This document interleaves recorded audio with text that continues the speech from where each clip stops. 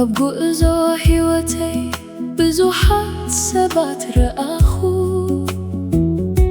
ግና ልበይ ንሓደ ጥራይ መረፀ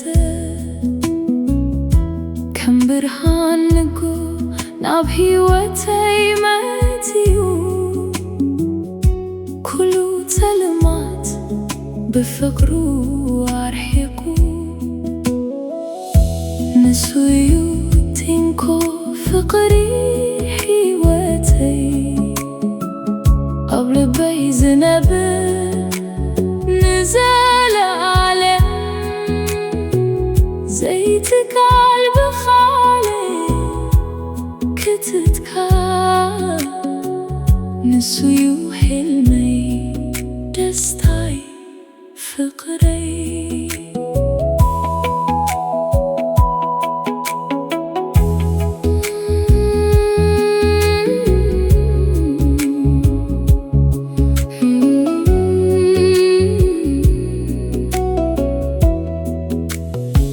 ምስኡ ዘሕለፍክዎ ግዜ ከም ዜማ ይስማዕ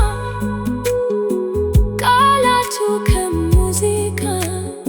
ኣብ እዝነይ ይንበር ኣብ ጸገም ጎድነይ ደው ይብል ኣብ ሓጎስ ድማ ምስ ልበይ ይስሕቕ ንሱ እዩ ትንኮ ፍቕሪ ኣብ ልበይ ዝነብር ንዘለዓለም ዘይትካል ብኻልእ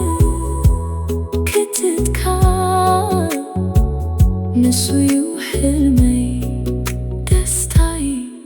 ፍቕረይ እንተ ተቐየረ ዘመን ወይ እንተ ነዊሑ መገዲ ፍቕረይ ንዕኡ ኣይቀየረን እዩ ንሱ